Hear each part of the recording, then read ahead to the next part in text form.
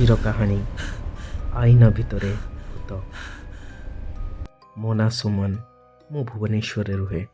ଏହା ହେଉଛି ମୋ ସହିତ ଘଟିଥିବା ସବୁଠାରୁ ଭୟଙ୍କର ଘଟଣା, ଯାହାକୁ ମୁଁ ଆଜି ପର୍ଯ୍ୟନ୍ତ ଭୁଲି ପାରିନି।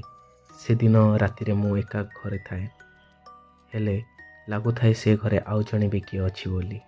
ମୋ ବାପା ଭୁବନେଶ୍ୱର ଏକ ନୂଆ ଘର କିଣିଥିଲେ, ସହରରୁ ଟିକେ ଦୂରରେ। ସେଠାରେ ଆଖି ପାଖରେ ଲୋକ ଅଧିକ ନଥିଲେ। ପ୍ରଥମ ଦିନ ରାତିରେ ସବୁ କିଛି ଠିକ୍ ଠାକ୍ ଥିଲା, କିନ୍ତୁ ଦ୍ୱିତୀୟ ଦିନ ରାତିରେ କିଛି ଅଜବ ଆରମ୍ଭ ହୋଇଥିଲା। ରାତି 2ଟା ହୋଇଥିଲା। ମୁଁ ହଠାତ୍ ଉଠିଗଲି। ମୁଁ ଶୁଣିଲି କେହି ମୋ ନାଁ ଧରି ଡାକୁଛି, ସୁମନ, ଏ ସୁମନ। ମୁଁ ଭାବିଲି ଏହା ସ୍ୱପ୍ନ, କିନ୍ତୁ ଏହି ସ୍ୱର ପୁଣି ଥରେ ଆସିଲା। ମୁଁ ଆଇନା ଦେଖିଲି। ଯାହା ଦେଖିଲି ସେଥିରେ ମୋ ରକ୍ତ ଜମିଗଲା। ମୋ ପଛରେ କେହି ଜଣେ ଠିଆ ହୋଇଛି, କିନ୍ତୁ ମୁଁ ବୁଲି ଦେଖିଲା ବେଳେ ସେଠାରେ କେହି ନଥିଲେ।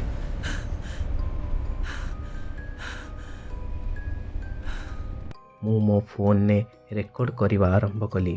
ପରେ ଯେତେବେଳେ ଭିଡ଼ିଓ ଦେଖିଲି, ମୋ ପଛରେ ଏକ ଲୋକ ଭୂତ ଛିଡ଼ା ହୋଇଥିଲା, ଆଖି ଲାଲ ଲାଲ କରି। ସେ ଶେଷ ରାତିରେ ସେ ମୋ ଆଗକୁ ଆସିଥିଲା।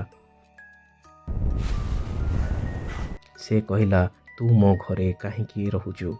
ମୁଁ ଚିତ୍କାର କଲି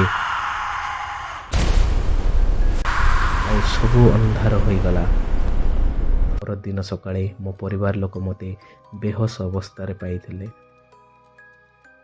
କିନ୍ତୁ ସବୁଠାରୁ ଭୟଙ୍କର କଥା, ସେ ଘର ଏପର୍ଯ୍ୟନ୍ତ ଖାଲି ଅଛି, କିନ୍ତୁ ରାତିରେ ଅଜୀବ କେହି ଜଣେ ଡାକୁଛି, ସୁମନ, ସୁମନ, ଏ ସୁମନ।